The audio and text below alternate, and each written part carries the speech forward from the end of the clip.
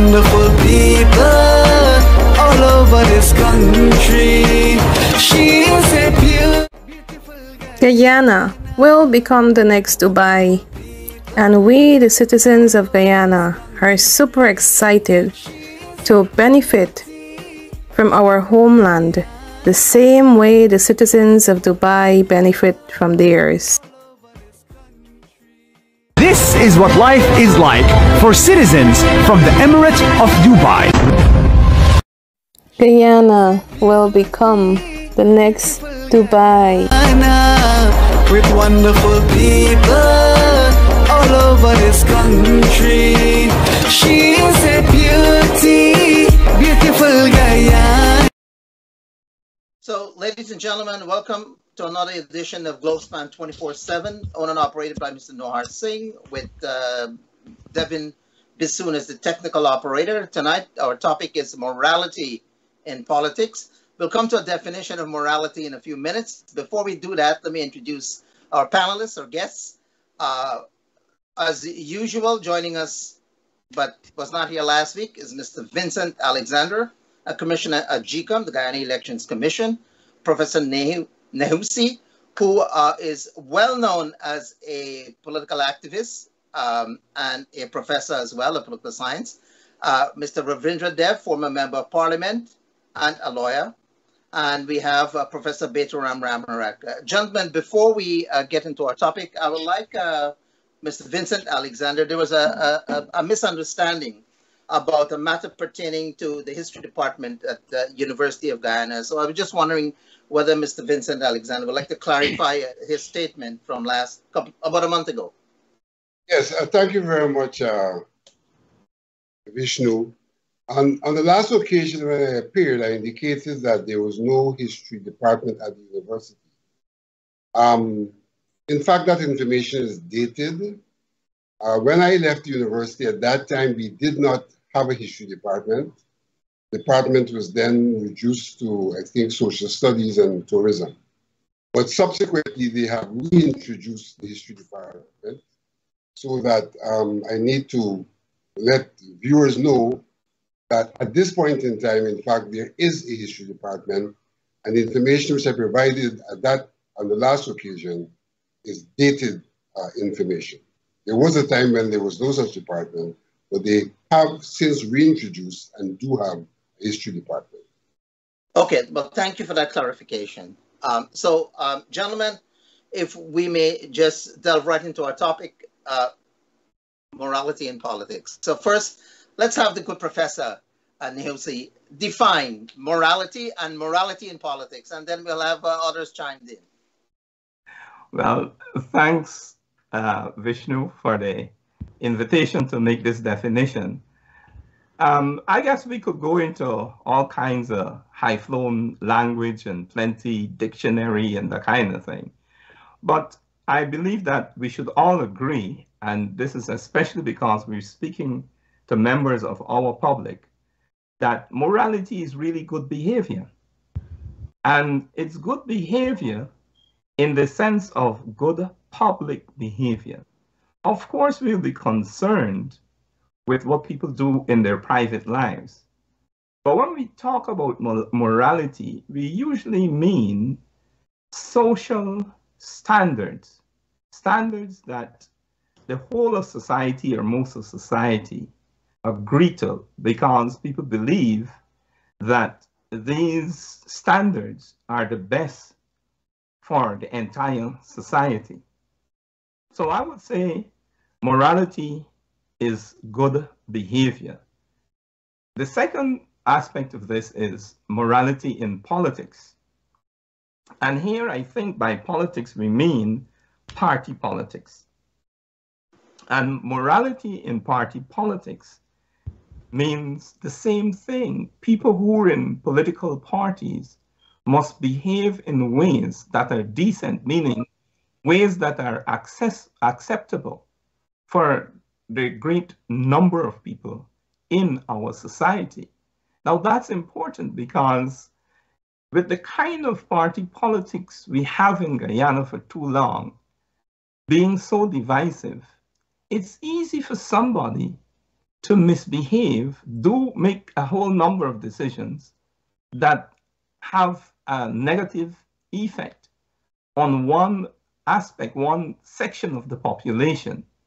And because we tend to be so divisive, we think in terms of our race group usually, and what's good for us is good for us. It doesn't mean that it's a bad thing if it's bad for another group of people. I think this is an opportunity for us to start talking about that kind of thing and see that good behavior in politics doesn't necessarily mean what's good for me or what's bad for those people over there. And I think that's a good place to start. If you allow me to, I would urge us to do two other things. One is to recognize that usually when we speak of these things, we fail to use the intellectual resource or resources offered by the tradition of peoples who make up Guyana. You know, African people invented writing and society and had morality, some of which expresses itself in Christianity. Well, do we think about that, about Africa as a source of morality when we talk about, teach about morality? It's the same with India. How about China? And at this moment in the evolution of the world, I think it's important that we recognize that we rob ourselves of a lot of riches when we talk about morality or whatsoever, and we do not include those sources of ourselves as sources of morality. I'll stop here for a moment. And you didn't mention financial probity. I wonder if it also doesn't include that. And then that's part of morality. And then you were also only focusing about party. It should really be inter-party, not just intra-party alone, but inter-party, nationally, intergovernmental, countrywide, nationwide. That's implicit, I hope, in what I said. Very good. Let's get Ravi. Ravi, you want to chime in as a lawyer, morality? Well, being trained in American law, there is actually a book written by a very big American jurist that states very overtly that there is no morality in law, that law and morality don't actually miss. And in fact, I went to law school as an older student, went at night with other professionals, in the class. And in my naivete, I asked the professor teaching law he asked the question, what is justice? And I, answered, put up my hand as we do in the British system, and talked about justice, morality, which implies morality, justice at the base of justice. And the guy looks at me, and as we say in Guyana, he hopes me. And rightly he says that the purpose of law is not morality. The purpose of law is to get your client off. And, so that's one school of thought. But to come back to, I think, what we're trying to grapple with in Guyana, I think Nahusi makes a very cogent point there in terms of, let's talk about behavior. Because ethics, some people confuse morality with ethics. Ethics are the rules that govern morality. And I come from a school which puts morality before ethics, meaning the good comes before the right. What is good is prior to what is right. And to get these professorial language in place is called a deontological approach. But as Professor Nahusi has cautioned, we're not going to go down that road. But the simple thing is it has to do with behavior. And I couldn't endorse more, as we did the last time, that in Guyana, we have jettisoned these aspects that we had developed in our homelands, we in Guyana. This is this famous 6 people. We have jettisoned them and adopted a morality that comes out of Europe and the European conquest, which was geared to their experience, which in their encounter with us cannot ever be disjunctured from what they were trying to achieve, which is that they had a Procrustean bed, and I use the Greek term because they would like to hark back to that, to force morality into a mold to justify their actions. So therefore, for example, they enslaved us, they made us as indentured servants for our own good.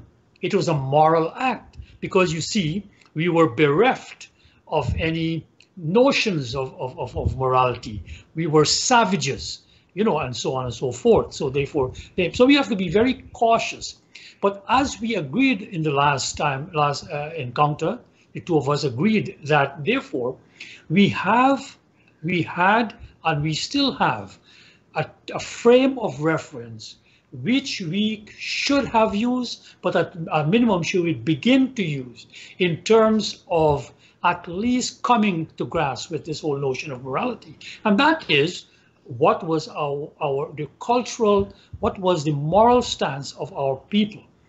For example, as a person from India, from a Hindu perspective, and Hindu is not used in the term of religion, it is simply a way of life called dharma. And that in itself, to give an example, to pick up Kimani's point, just simply tells you what is a dharmic life. What is it? And simply, whatever action, not thought, not belief, whatever action supports society, whatever action upholds society, whatever makes the society live more harmoniously, that is dharma, and that is to be followed. So it's a very simple test that everybody can understand. You can simply ask, so we look at anyone's behavior that we may have some problem with, you know, let's say as a father, my daughter comes home in this very scanty outfit. And so what do I tell her? And that is the simple test that I use. What will the society, what does it do to societal values and all of that? So I just want to, without going further, to pick up on that point, that we have reached a point in Guyana's history where we have to have what I call decoloniality, which is to free our minds of the systemic insertions made by the colonial powers and those aspects that they have pushed into our minds. And I use the word pushed.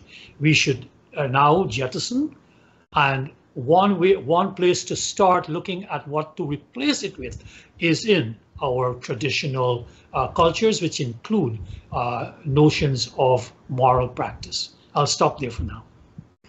Vincent Alexander? Yes, this is a very, very interesting subject area. My most profound thought came to me through a Rasta friend of mine, who Ravi knows pretty well, who said to me he doesn't deal with good and bad, he deals with truth and fact. And he said that because good and bad are highly relative, and so that when one speaks about morality, which is associated with what is good or what is bad, it is highly, highly relative. One may find a homogeneity in the definition by saying, well, it's a question of what's good or what's bad. But what's good and what's bad, there's no uniformity, there's no oneness about that. And therefore, for me, it is important when one talks about morality to juxtapose morality to law for this reason. When one talks about law, one is talking about prescriptions that are intended to apply across the entire society. It's sometimes virtually an imposition of the behavioral norms across the society. But morality, on the other hand, because of its definitional base, what it actually is in behavioral terms, they differ from group to group. It is not necessarily homogeneous, and you may find the different moral standards and different moral codes and different behavioral patterns across different groups based on their own perception of what is good, what is bad, or what is right, and what is wrong.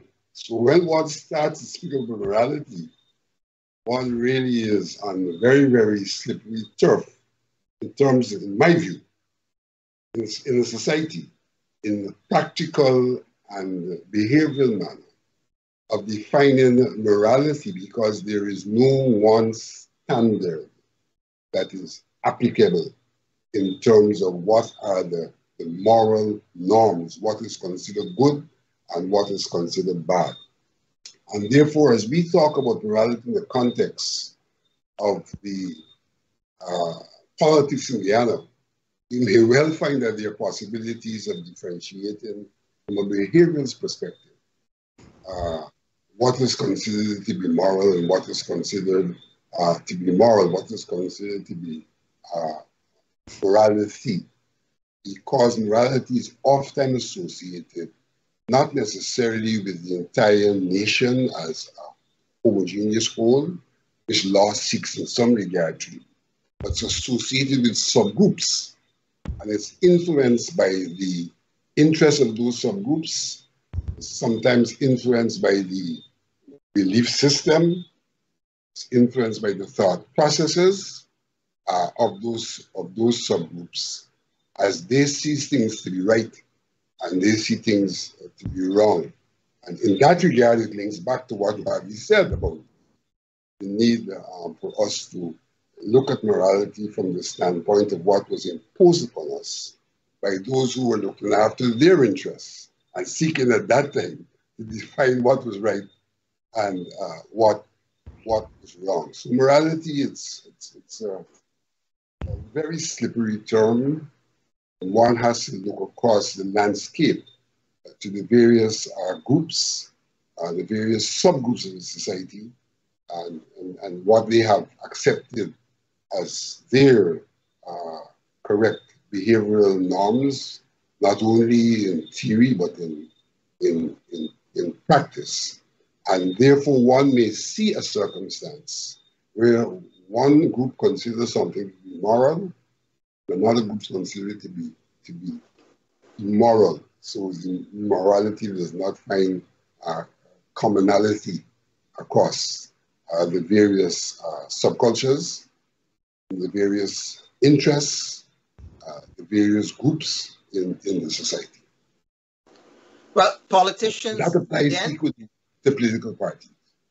Politicians then and politicians now have their own definition and their own sense of morality. Not too long ago, I think it was about 20 years or so, Bas Deopande said, politics has a morality of its own, meaning that you, no matter what, you have to support your colleagues on your side. Whether you feel they're right or wrong, they're always right anyway. Professor Betoram Ramarat, what's your scope on morality in politics?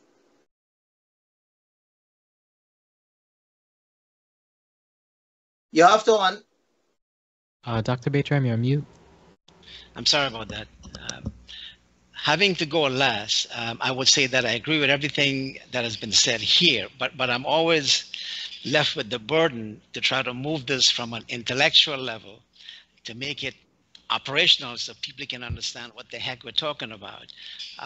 So I'm going to try to do that, but there's a couple of things I do want to say first. I think whatever standards we apply, I think it's a difficult, task to identify moral behavior and expect people to behave in a certain way. That's it's a slippery slope, and it's a difficult thing to establish.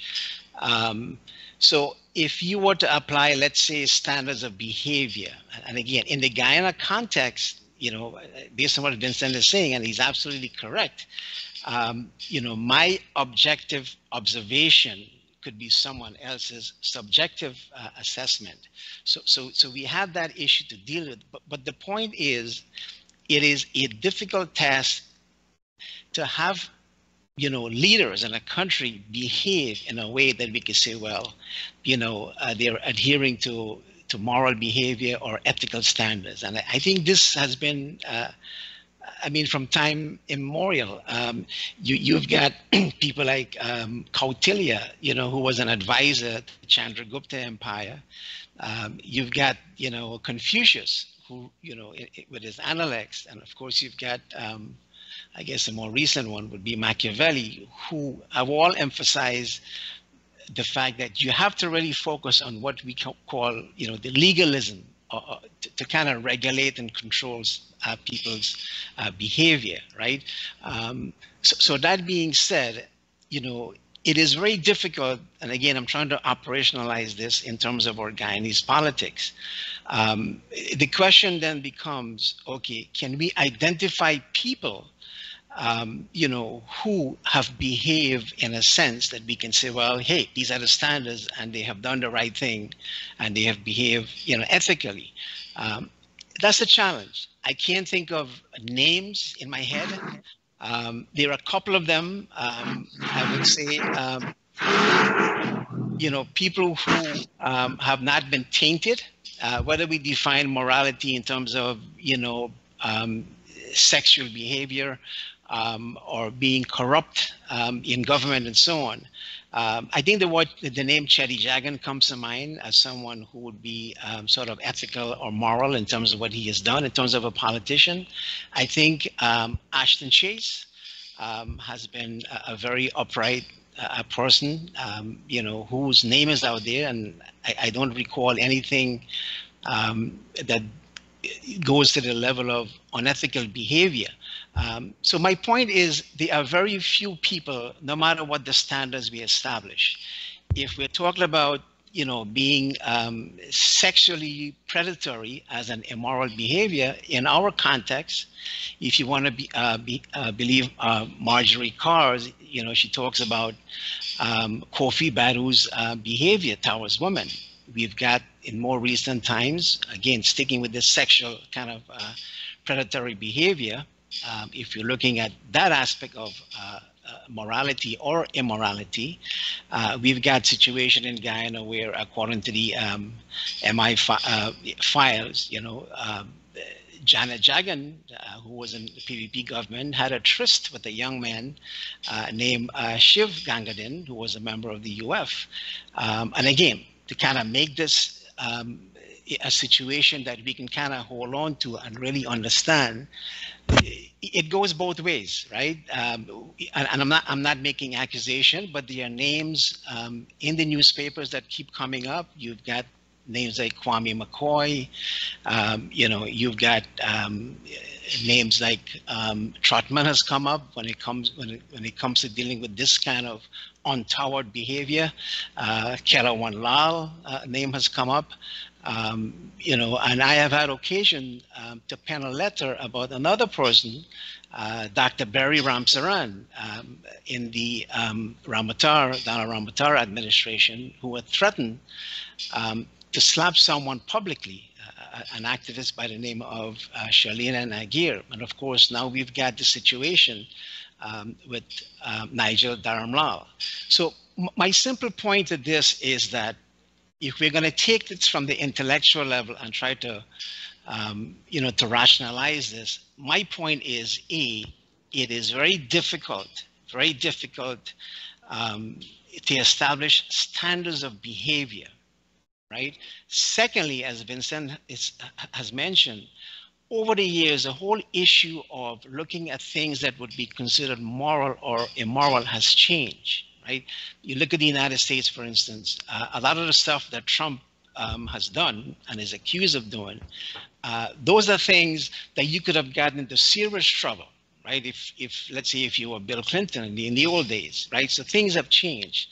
And I think the third point that has to be made when it comes to Guyanese society is the fact that if you look at the recent example with Nigel Dharamlal, is that you're dealing with a society that is fractured in the sense that it is still a male-dominated society. We haven't had examples of, let's say, the Me Too movement and things like that. So women, and especially Amerindian women, are not educated to be able to a point where, they can raise their voice to make sure that, and take actions to make sure that these things don't happen. And I think the last point I do want to make here is that because we are a fractured society, it comes back to what I said before. What could be objective to me could be subjective to someone else, because we are a divided society. And with the current case that we have, we see people politicizing an event, and at the same time, we see people who are acting with the herd mentality and supporting because the government hasn't taken action. So what I'm trying to say here is that because we're so divided, that division is going to make things highly political, right? But we are also faced with a situation that we don't have that national consensus. And it is going to be a difficult thing to do in a divided society like us. We're not unique in that sense, right? There are a lot of third world people, who have been, nuts and crazy when it comes to immoral behavior. But it is going to be a challenge for us in Guyana, and partially because, we are coming from a society where we are not that sophisticated, or we're not at that level where we can say, look, this is a problem, we need to address it. Because like I said, we have had these kinds of behavior before, many times before.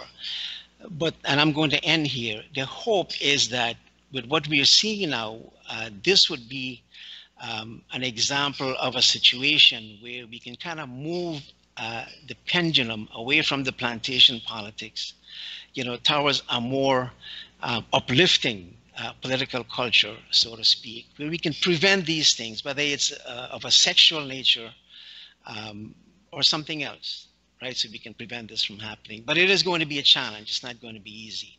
I'll leave it at that. So Dr. Kimani Nehumsi, Dr. Ramarak had started to give relevance and concrete examples of make it applicable to Guyana.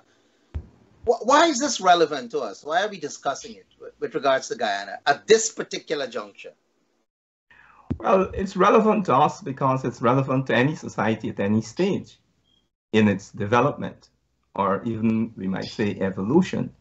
You have to have rules that everybody could navigate by. Part of our challenge in Guyana is that we're mostly a destroyed society.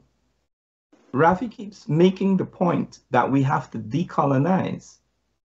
And we, most of us, Guyanese, don't understand that we are still in the grips of values that were imposed upon us by mass murderers, mass rapists, mass kidnappers, armed robbers on a grand scale. I mean, this is what Europeans, Western Europeans, this is how they behaved.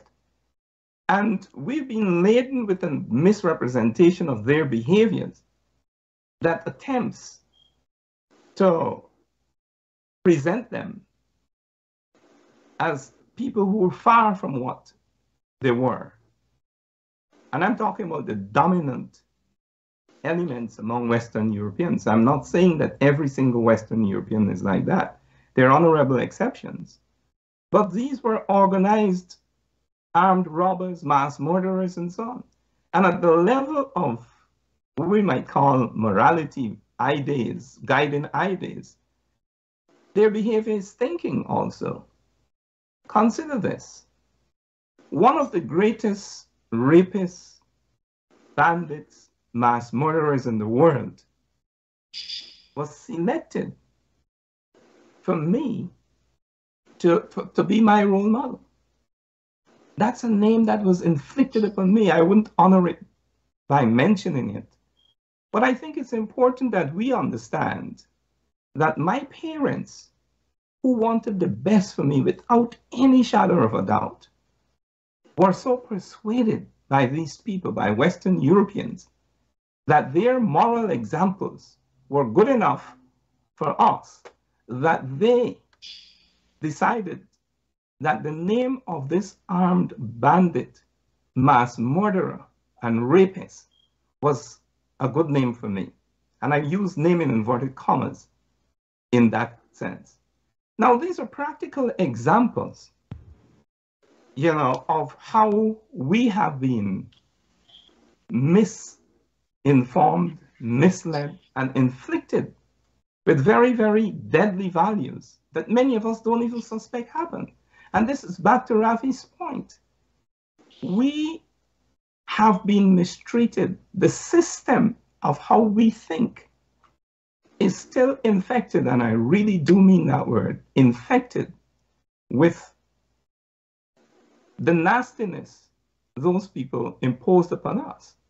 And, when Rafi talked about the ethics, and we need to define, to recognize that ethics is how individuals behave. And your ethics ought to be in consonance with the moral values of a society. But Rafi, when you said that, the ethics of the law, according to one professor in the United States, is to get your client off. There are two things. There's one possible saving grace, and I don't think it should be left at that. But remember that the English system, which is inherited by the United States, is the adversarial system, where you have two opposing lawyers, and you have a presiding judge or magistrate. And the system is supposed to be a search for the truth. The legal system is supposed to be a search for the truth. The continental system in Europe is a different system. People in China and India and Africa had different systems also. And we got to keep coming back to that, because we always use our oppressors' systems as our reference point. And I'm saying, no, they're not the only people with systems, and very often their experience, our experience of them, is so negative that these are not the best examples. So I would say that, yes, the system, the legal system as practiced under the inheritance from the English, has got to be, you got to recognize it as a search for the truth. And it's upon the truth that you could get justice. But even that British system is built upon British custom and practice.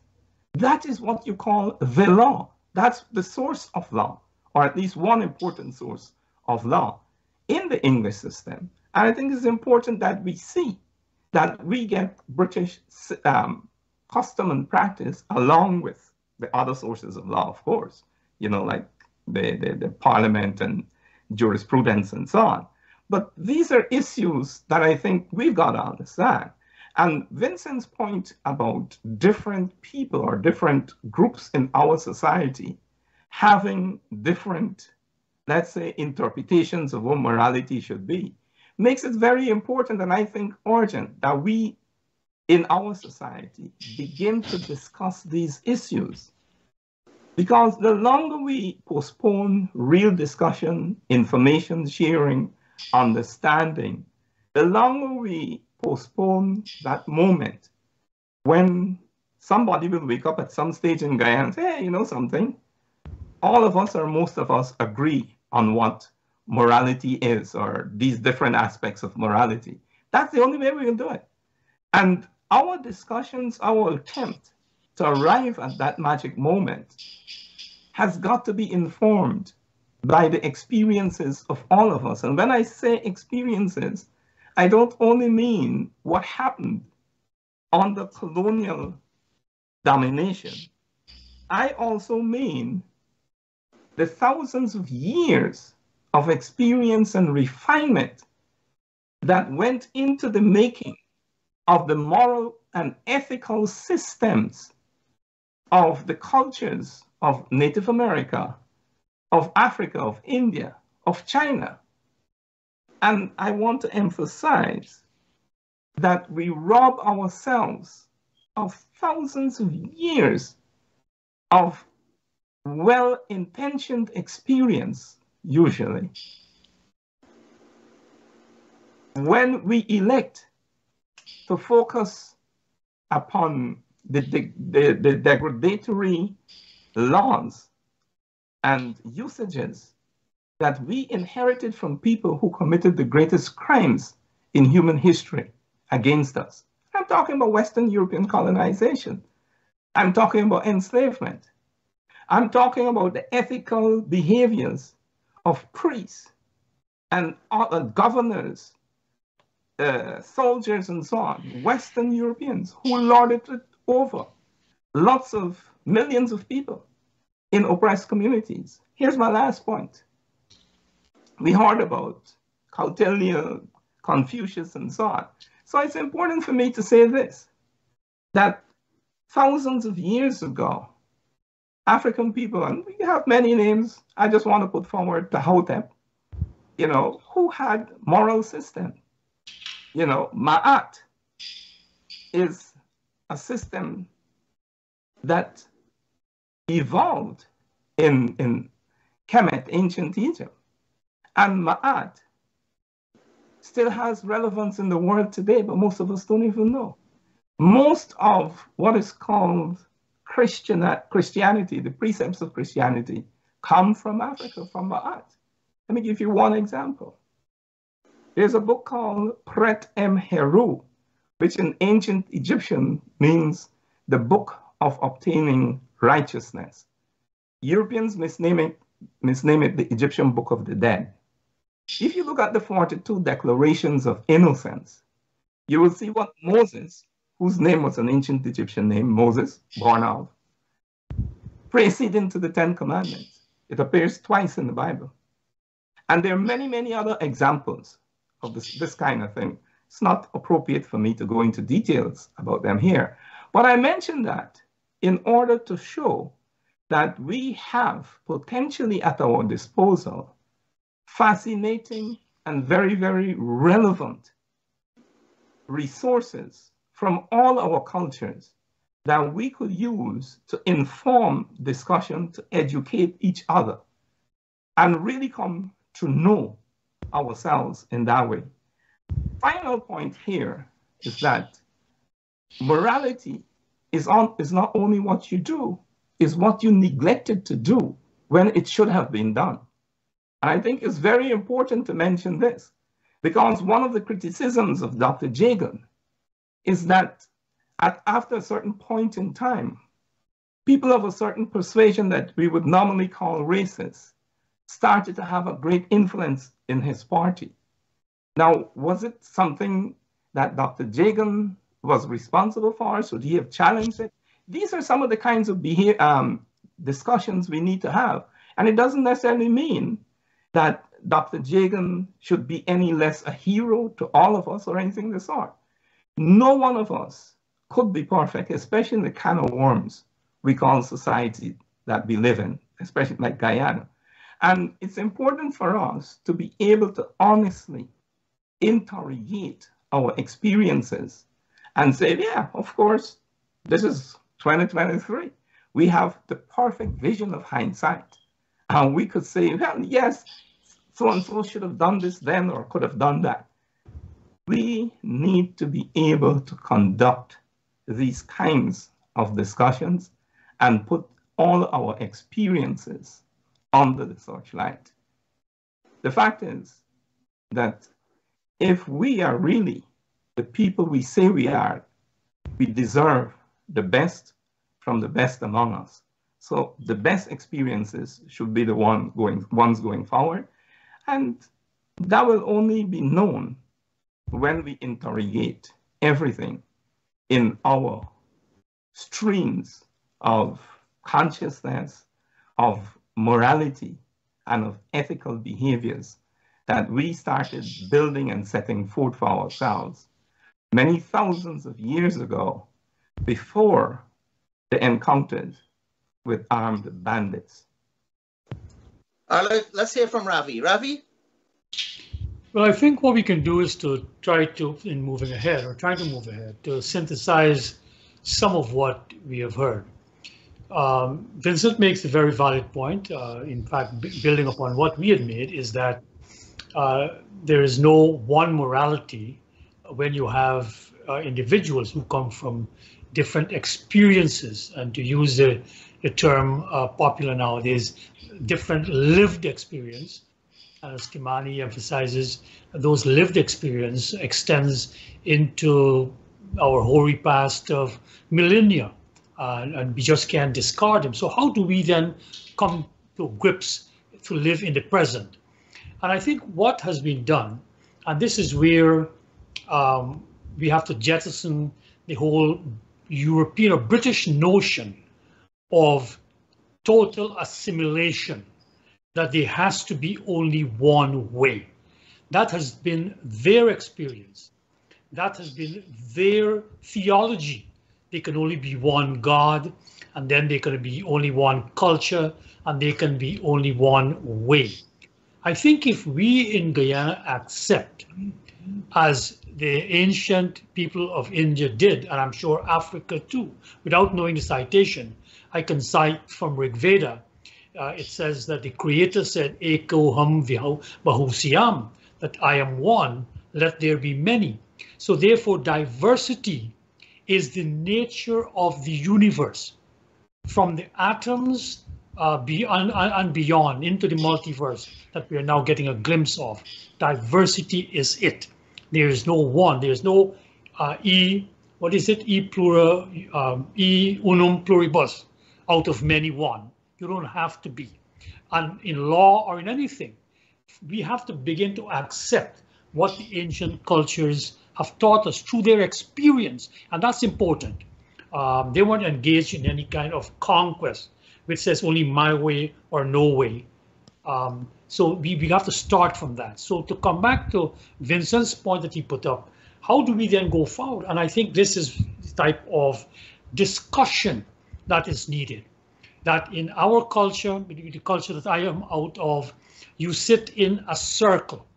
I was very pleased when my party, ROAR, coalesced with GAP, the Amerindian party at that time. And when we met, I found that they also, when in discussing, you sit in a circle. There's no my side and your side. You sit in a circle and you go around that circle until you find consensus. There was no any voting. You had to come. So even if the discussion would last all night, you come to a consensus. So for example, when we got a one seat between GAP and ROAR, we had a consensus that Franklin, right, Everall Franklin would represent ROAR and GAP. There was a consensus about it. We didn't ever vote on that. So I think, Vincent, to come back to what you pose on specific, if we are to create law about it, because at any given time you will have to have law, but know that law will have to be amended as society progresses. Right, there was the old Greek saying, which I am versing Greek thought having been drummed into my head, of Zeno saying, you can never put your toe into the same river. Both you and the river have changed. So we know we're going to have change. But let me start like that. That if we are to make a rule, there has to be a rule on a given set of behavior at a given time in our history. And that's where we stand right now. And we have to do that.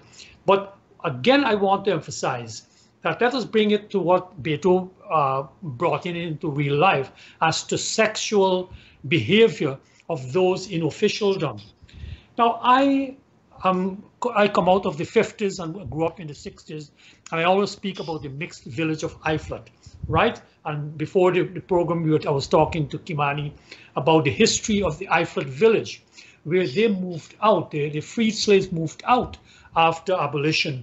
In 1838, I moved out. And all I can get in the official record, even by our historian David Granger, was that St. Luke's Parish was founded in 1841.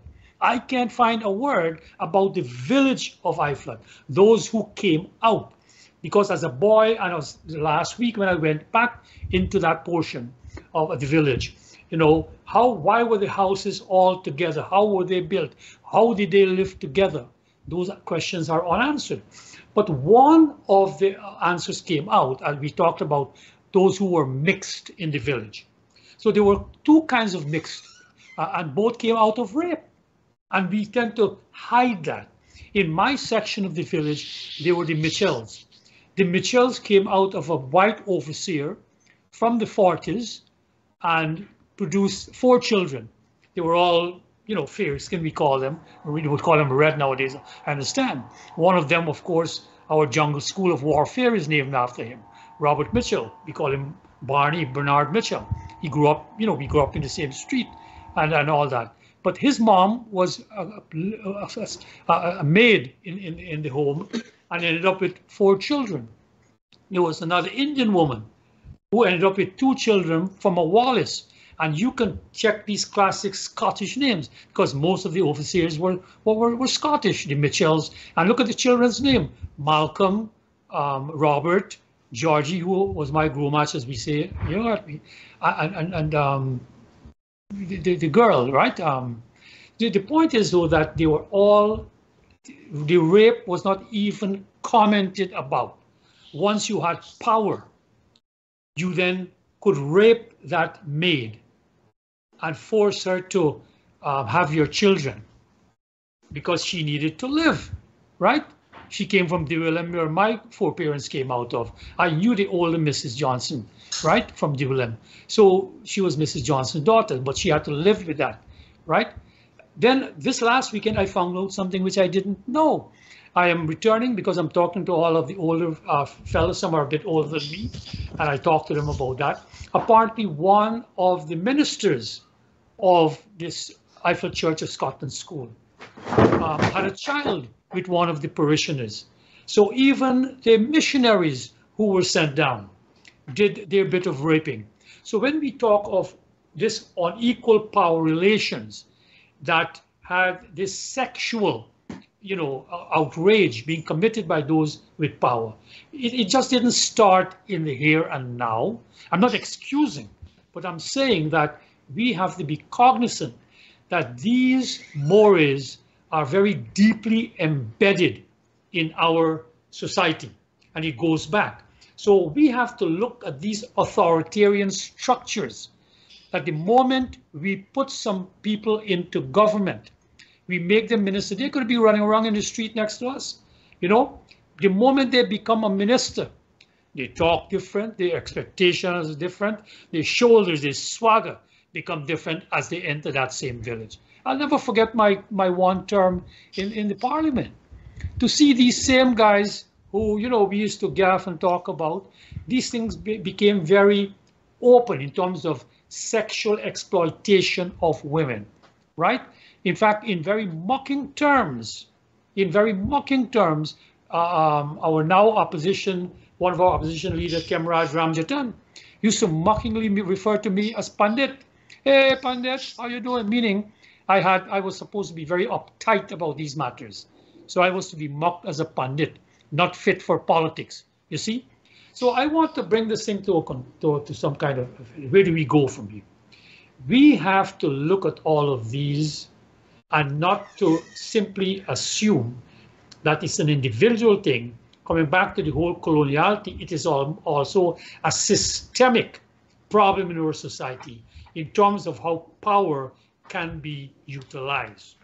And one of the ways it was utilized throughout our history, our particular history, was in sexual exploitation of our women. So we have to put a stop to that. The other one would be, of course, is that when we come back to, we can't just discard the notions of what is proper. Because there again, I look at our own belief in a simple one, in terms of the way one even expresses one's sexuality. Most of the Guyanese Indians come from a part of India called the Bhojpuri belt, where they are in India, even in modern India, they are derided as being, like country bumpkins, so to speak. And one of the things is that their form of dance is very sexually explicit. They don't dance with the shoulders, they dance with their waist, right? So if, as a boy, when we went to wedding houses, you would wind down, you understand? And that was not seen as proper. But who defined that? Because we were dragged across the Indian and Atlantic Oceans during British times. And that type of dance form, similarly to African dance forms, have been derided as somehow being more vulgar, because that was not how the British waltz, you know, they were not, while they were raping women right, left, and center, their dance was more chaste, you know, and ours was not so chaste. And we accepted that. Who tells me that I shouldn't be winding down to chutney music, or when we go to Matikor, when the women can do their thing, and we shouldn't be doing that. So I would like to close with this, is that when I went to America in 1972 to do you know, further studies at Brooklyn College and then do law, John Rawls, even within the American system, had come out with his theory of justice. And Rawls confronted pluralism in what is justice. And he gives, at least to them, he had offered some tests as to how you can now do this discussion and debate and discourse and come to some kind of understanding. So he thought for certain beliefs, you had thick or thin versions, meaning some groups would have to accept that, man, we're not going to fight to the death over this particular form of behavior, right? So from a Hindu standpoint, it is not an ultimate determinant of what good for the society. So that would be the acid test.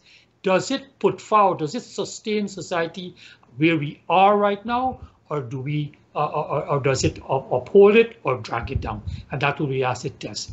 I would like to throw out, just in passing, that these questions were debated in 2015 when the new APNU government tried to introduce a code of conduct and tried to put it into the Integrity Act. And I'd like us to throw this out that we had this discussion before when they had 10 points of directives or guides for morality. And I'll come back to that.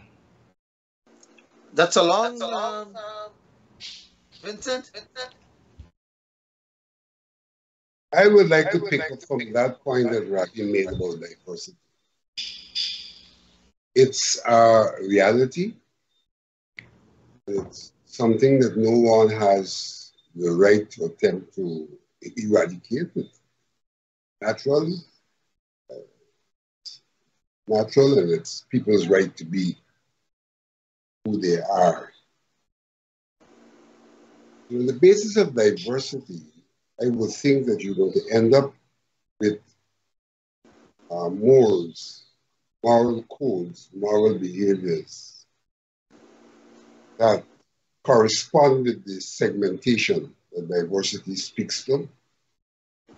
And that segmentation could be both horizontal and vertical. Different social strata, for example, can tell you about the vertical difference. Horizontal can tell you about different interest groups, though they may be of the same social strata. We have to accept that you're going to have this diversity, which will manifest itself also in our morals, in our morals that are not, I emphasize, homogeneous. In that circumstance, one has to see how you can achieve unity in diversity. Unity in diversity. And so I think that one has to work towards establishing some basic morals that are unique to all of the groups. And I think that in many regards, history provides us with that. I think if one looks across the horizontal plane, you will find that in the various religious groups, notwithstanding the fact that they have different differences, that there's some basic moral rules that apply, you know. And one could relate these in some regards to what natural law has thrown up. What natural law has thrown up, thou shalt not kill, things like that. let's see them in the first instance as moral rules. But what we see is that in attempting to identify that baseline, so to speak, or the commonalities that allow diversity to coexist, that there's a role that the legal system has to play. If one goes to the theorists, students, they will tell you that law and morality is not the same, but they will also tell you that there's a lot of overlap between law and morality.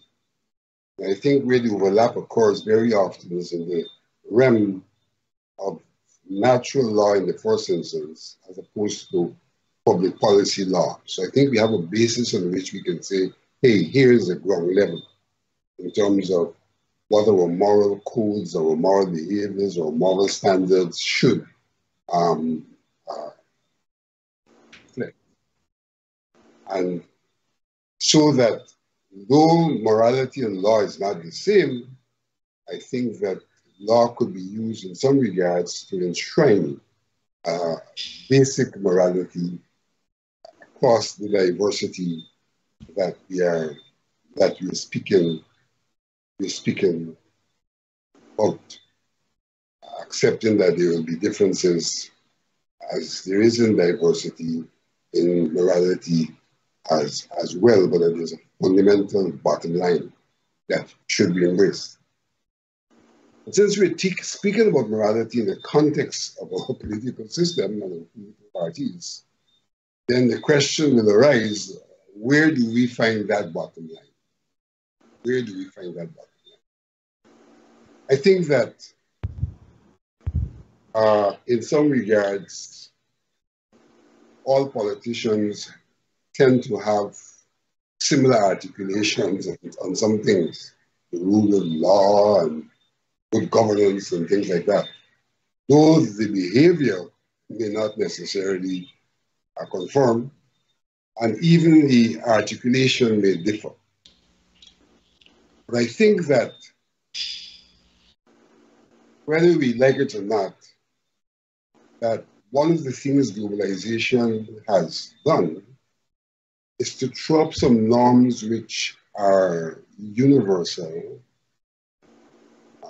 and which, if observed, could be seen to be a good baseline for morality globally, a good baseline for morality across diversity, and a good baseline for morality across political parties. I think to a very large extent, the elements of good governance seem to have emerged as that commonality which could be embraced, so that in a society where you have a legal system that is universal, applicable to all, and moral systems which are not necessarily applicable to all, that is a core of morality that's applicable to all, that I think has emerged and manifests itself largely in the principles of good governance, be it the principle of accountability, be it the principle of involvement, be it the principle of ethics, be it the principle of anti-corruption, which is also including ethics. A number of those principles which have emerged, which I think are the basis for us to be able to speak about morality from one platform and one perspective, in the face of the acceptance that morality will never be a complete homogeneous system, and that in fact it may be immoral if we attempted to have one homogeneous system of morality imposed. Morality itself is not about imposition, really. It's about social, peer kind of pressure and acceptance. So I think that is the direction in which we've got to move. That direction can come out of an understanding largely of our history as well, because our history does point to commonalities which we have embraced and which we can continue to embrace. Our history points to an evolution of standards and norms which have some universal acclaim, and therefore those can now become the basis for morality that we have across diversity, and morality that we have across even our political parties. And in that regard, one can see the emergence of codes that seek to speak to that morality, as much as one can see the morality being embedded in law, because it's been accepted from the inception that though law and morality are not necessarily the same, that there is an overlap between law and morality morality has very often been enforced by law. And if one wants to speak to something that is national, so to speak, then it has to be something that is in some regards based on our legal system, not necessarily originating in the legal system, but being enshrined and protected and universalized by the legal system. Dr. Ramrock, how can we get politicians to behave, in quotes, morally? Is it possible? Well, as I said earlier, it's a challenge, right? And a lot of that has to come from the public, outcries, from the public, and we've seen that recently. And of course, I've always said in the situation where Guyana is concerned, sometimes it may also require intervention. People have problems in a marriage, they go to a third party, right? So sometimes you may need to have that third party intervention, whether it's CARICOM or someone else, right? So that being said, and again, to come back to this whole notion of, moving from the theoretical to the practical, if someone is sitting in Kanji or Georgetown trying to make sense of this discussion we have here. I do want to come back to something more practical, and maybe you learned gentlemen can help me understand this. It's one thing, that Professor Kimani can talk about, what the Europeans have done and all of the things that comes with colonialism and so on. But the practical reality is that, we are living in a European constructed world. And if you're going to overthrow and remove that system and create a whole new set of norms, it means that you have to have some kind of unity among every country that was part of that European control to remove that system. Vincent says globalization is with us. So my point is, yes, we can take some examples of what was done in Kemet, or what was done in the Panchayat system in India. We can take those examples, but the reality of it is that we live in a world where, as we have been seeing here today, to get to those, those bottom line experiences that could help us to build consensus, a lot of that has to do with, our own lived experiences, a term that you guys have used. So my problem here with this is that we are not necessarily focusing and trying to address the real problem that we're trying to grapple with. Yes, I'm saying it's difficult, to legalize morality, but we're living in an environment where the norms are changing. And as society becomes more educated, we're going to get closer to that point. My second point is this. My point here is that the breakdown in morality, I'm going to lay this clearly, but not necessarily only at the feet of the PNC. I think when you start rigging elections, and nobody on this panel is saying that, when you start getting into a situation, whether the PNC was installed by the CIA or whatever, when you have a system of rigged election and people with absolute power doing things, so that breakdown starts there. I'm not saying it doesn't exist now. It does exist in many different ways, and you see people speaking out and talking about that. But the fact that we have a very divided society means that you have the racialization and politicization of the problem on one side, and you do have the herd mentality. And I would be the first to admit to all of you folks here that I am very disappointed in the way that Indians have actually responded to this situation with Dharamlal, because many of them have actually sided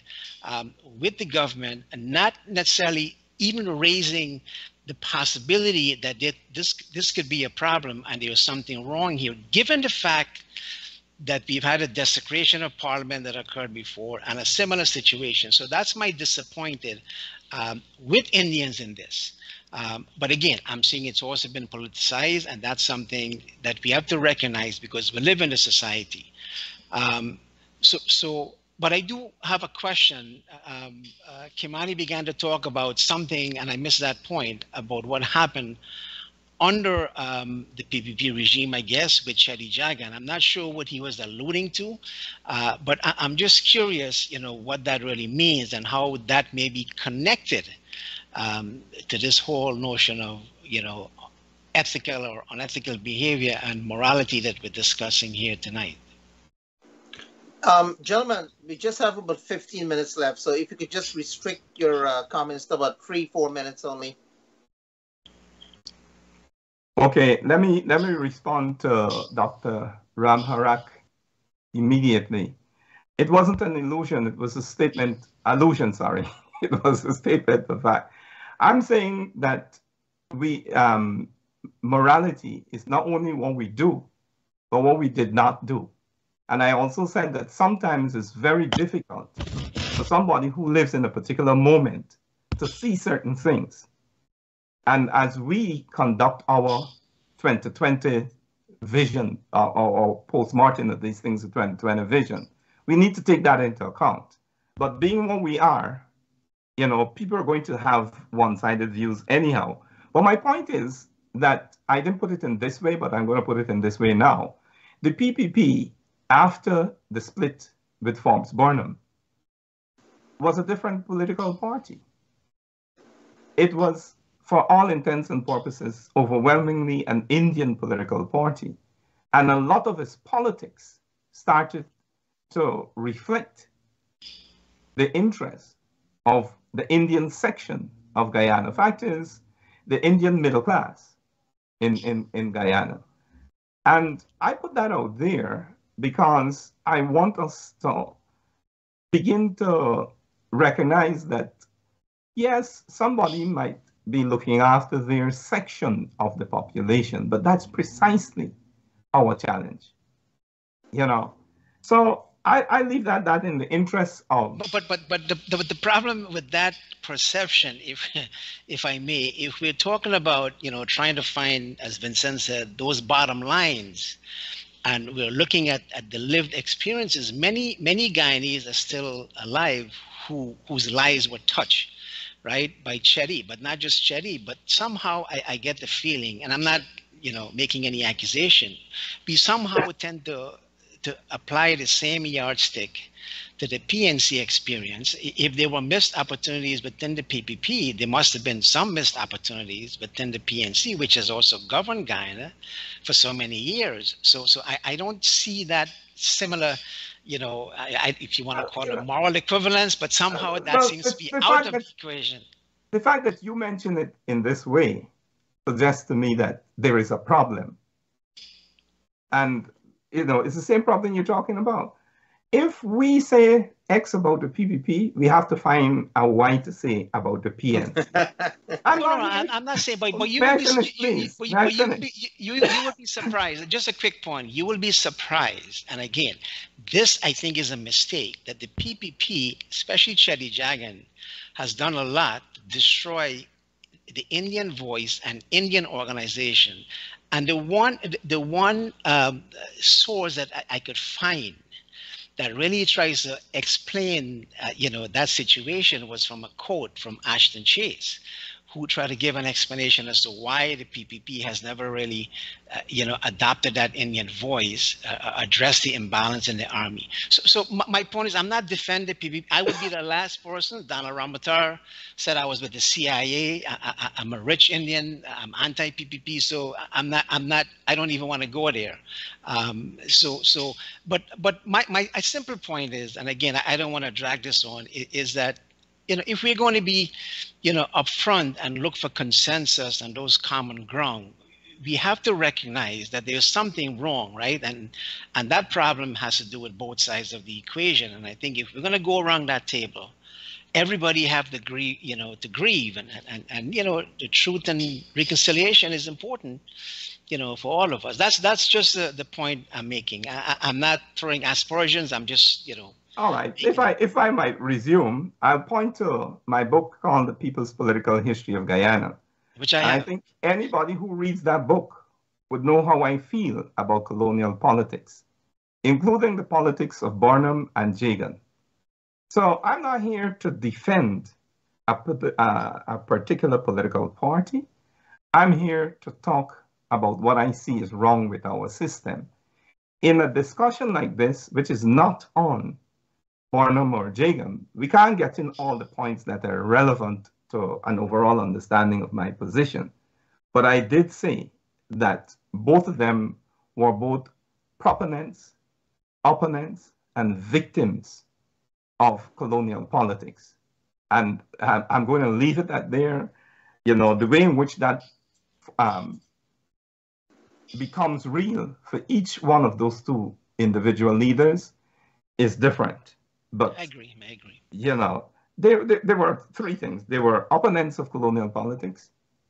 They were proponents of colonial politics in some ways, and they were victims of it. In responding quickly to what other members of this panel have said, let me just make a point that I think needs to be made because it's not usually made. And this is that men also were victims of rape under colonialism. We hide this kind of thing. Many men were victims of rape under colonialism. And if we're going to be honest and truthful and as well-meaning, well-intentioned as we need to be, we're going to have to admit that. It's a fact. And it's something that men in many so-called post-colonial societies are not dealing with openly. So I leave that out there.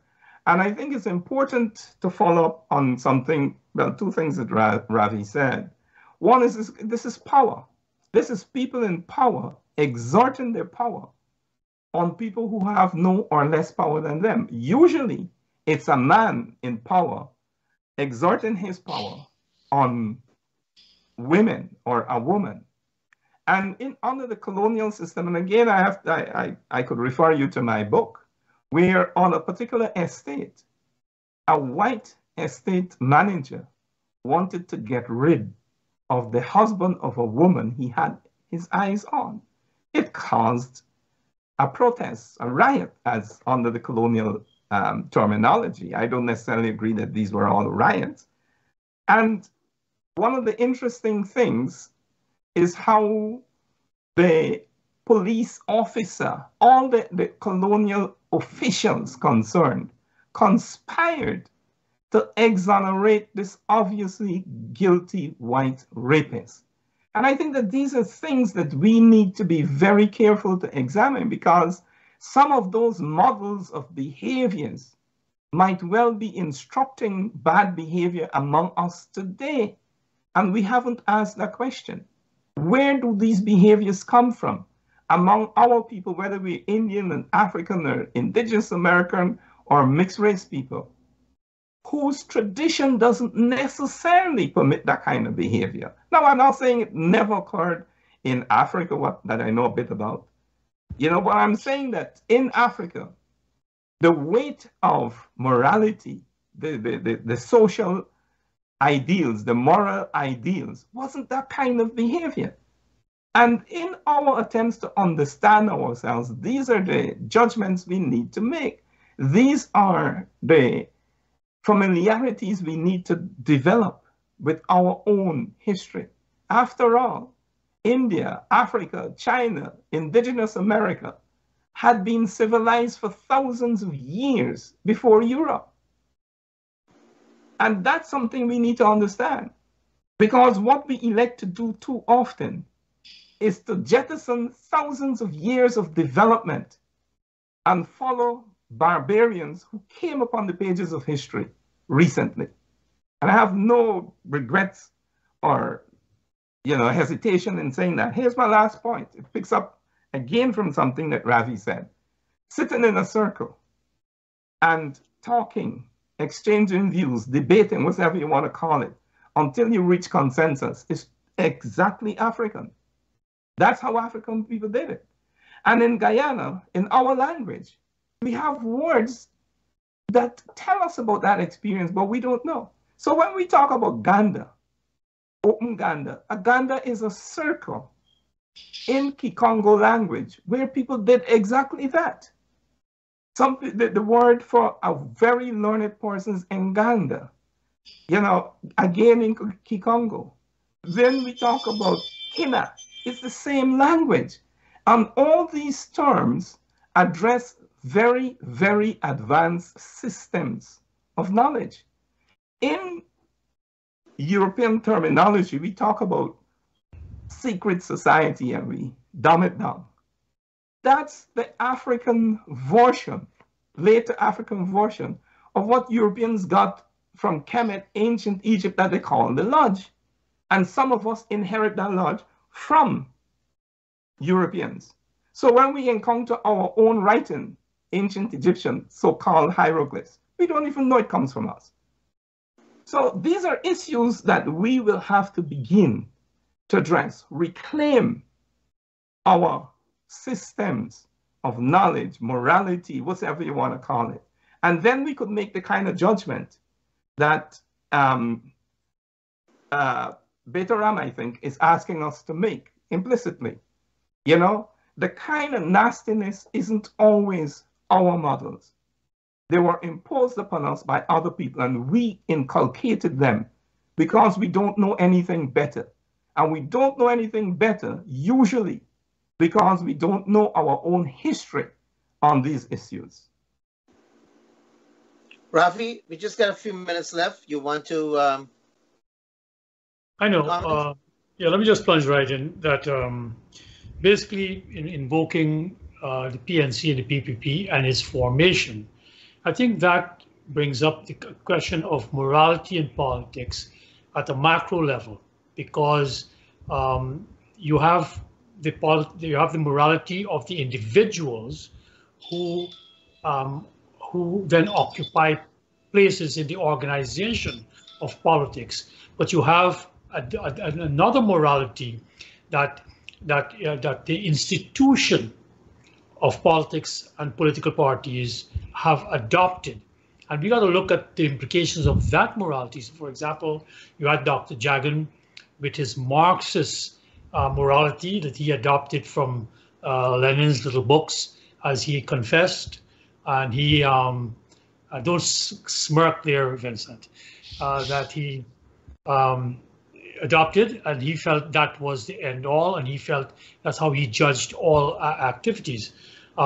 Forbes Burnham, we know, from a very youthful age, adopted the political philosophy of Machiavelli. And while Machiavelli has, a bad name nowadays, he's a political realist, and in fact is very much in vogue in the present dispensation. So the implications of those morality played out, and we can then talk about whether it was good or bad for Guyana. But we can't ignore that, and at some point maybe we'll discuss that morality, because in the present age, we are now playing according to the rules of neoliberalism, the morality of neoliberalism, which says very clearly that the market makes moral judgments as to who will live and who will die. It's a decision to be made by the marketplace. There's no human intervention. The market will make all decisions, and explicitly, as Anne Rand said, will make moral decisions. So we have to understand what we are governed by today. And this is something that I have tried to talk a lot about, and some of our interlocutors refuse to accept that mold that we are now being herded by under the morality of neoliberalism, to say, let's not talk about poverty, let's not talk about certain things, let us simply talk about what is useful for the market.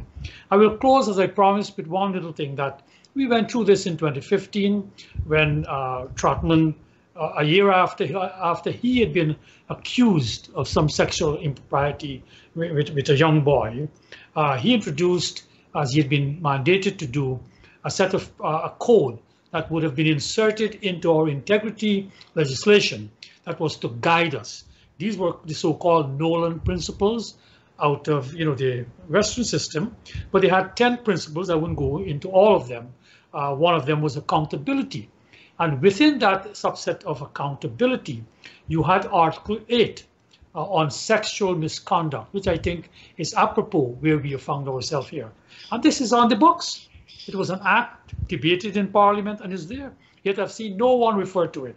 Sexual misconduct, Article 8.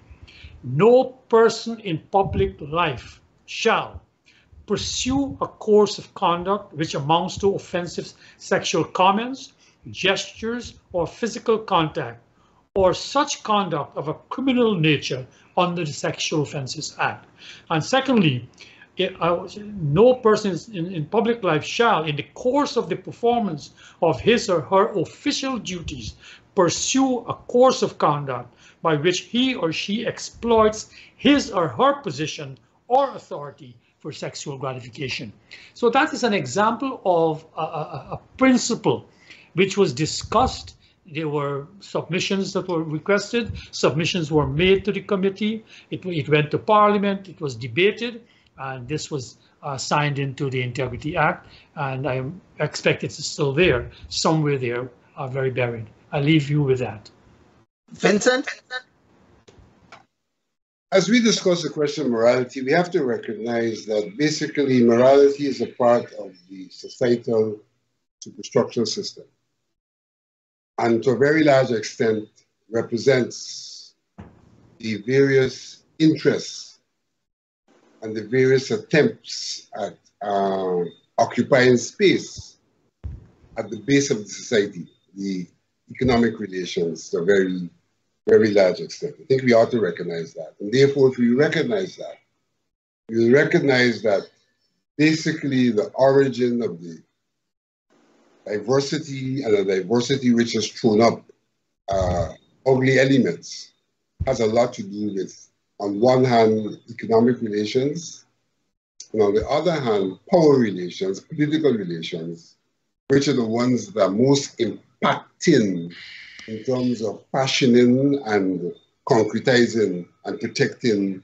economic relations. I think that is where the origin, the dynamics finds itself in economic relations.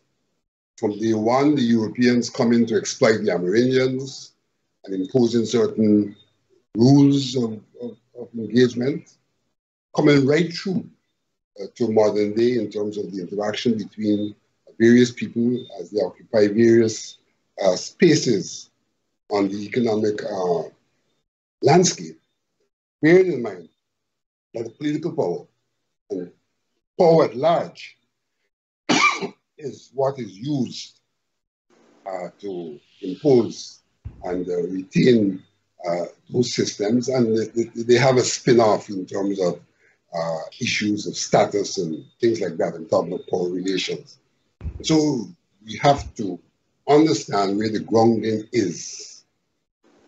Grounding is in the dispositions of the peoples in terms of their economic relations, bearing in mind their own heritage and tradition that they bring into that, and the situational attempts to find space and place in systems that are people are pitted against each other.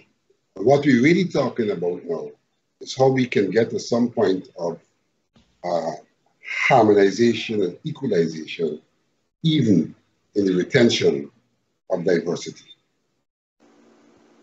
Let's give Professor Ramarak the last word. Well, I'd like to leave, your audience with something very specific, if I end with this. And I think Kimani and Vincent and Ravi and myself can all agree on this. One of the things we have to do, and I think it's always like on a yearly basis, we have to take a mandated course on what is termed sexual abuse and